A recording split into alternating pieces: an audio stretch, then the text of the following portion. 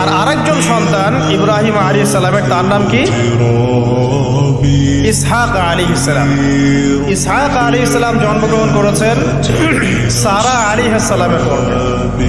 ইসমাইল আলাইহিস সালামের দ্বিতীয় স্ত্রী, আসলে তিনিই প্রথম স্ত্রী ছিলেন। আরেকজন স্ত্রী তো হাজরা আলাইহিস সালাম, তিনি পরবর্তীতে এসেছেন। প্রথমে তিনিই ছিলেন, সারা আলাইহিস সালামই প্রথম স্ত্রী। তো তার গর্ভে জন্ম লাভ করেন ইসহাক আলাইহিস সালাম। আমরা বুঝতে পারলাম যে নবীগণের একাধিক স্ত্রী ছিল। পশ্চিমা সভ্যতা আমাদেরকে শিখিয়েছে যে একজন সৎ ব্যক্তির একটাই স্ত্রী থাকতে পারে। একজন চরিত্রবান এবং সৎ ব্যক্তির একজন স্ত্রী থাকতে পারে। যার একাধিক স্ত্রী আছে তার চরিত্র ভালো না। এটা পশ্চিমারা আমাদেরকে শিখিয়েছে। এবং পশ্চিমা গোলক ধাঁধায় যারা নিজেদের দর্শন হারিয়ে ফেলেছে তারাও এই মতাদর্শে বিশ্বাস করে।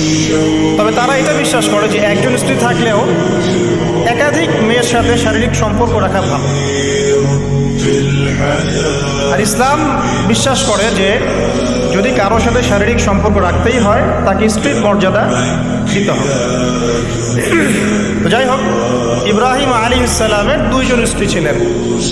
সারা আলাইহিস সালামের গর্ভে ইসহাক আলাইহিস সালাম জন্ম লাভ করেন এবং সেটা অনেক দেরিতে, অনেক বয়স হওয়ার পরে, বার্ধক্যে উপনীত হওয়ার পরে। তো ইসহাক আলাইহিস সালামের ছেলের নাম হচ্ছে ইয়াকুব আলাইহিস সালাম। তারা থাকতেন শামে।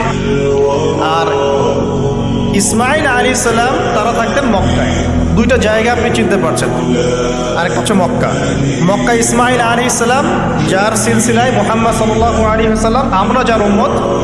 আর ওই যে শাম দেশ, সিরিয়া, জর্ডান, লেবানন, এই জায়গাটাকে বলা হয় শাম। ইসহাক আলাইহিস সালাম যিনি সারা আলাইহিস সালামের গর্ভে জন্ম নিয়েছেন। ঠিক আছে, ওকে। এবার ইসহাক আলাইহিস